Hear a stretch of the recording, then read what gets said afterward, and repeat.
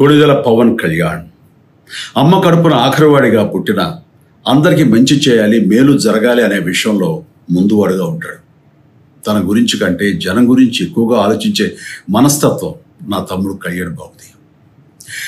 ఎవరైనా అధికారంలోకి వచ్చాక ప్రజలకు ఏదైనా చేయాలనుకుంటారు. కానీ కళ్యాణ్ తన సొంత సంపాదనని కౌలు రైతులు కన్నీళ్లు తుడిచేందుకు ఖర్చు పెట్టడం, సరిహద్దు దగ్గర ప్రాణాలొడ్డి పోరాడే జవాన్ కోసం పెద్ద మొత్తం అందివ్వటం, అలాగే మత్స్యకారులు ఇంకా ఎందరికో తాను చేసిన సహాయం చూస్తుంటే ఇలాంటి నాయకుడు కదా జనాలకు కావాల్సింది అనిపిస్తుంది.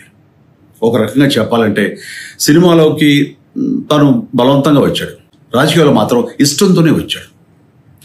ఏ తల్లికైనా తన కొడుకు కష్టపడుతుంటే గుండె తరుక్కుపోతుంది. అలాగే ఏ అన్నకైనా తన తమ్ముడు అనవసరంగా మాటలు పడుతుంటే బాధేస్తుంది. అలా బాధపడుతున్న నా తల్లికి ఈ అన్నయ్యగా ఒక మాట చెప్పాను. నీ కొడుకు ఎంతోమంది తల్లుల కోసం, వాళ్ళ బిడ్డల భవిష్యత్తు కోసం చేసే యుద్ధం అమ్మా ఇది.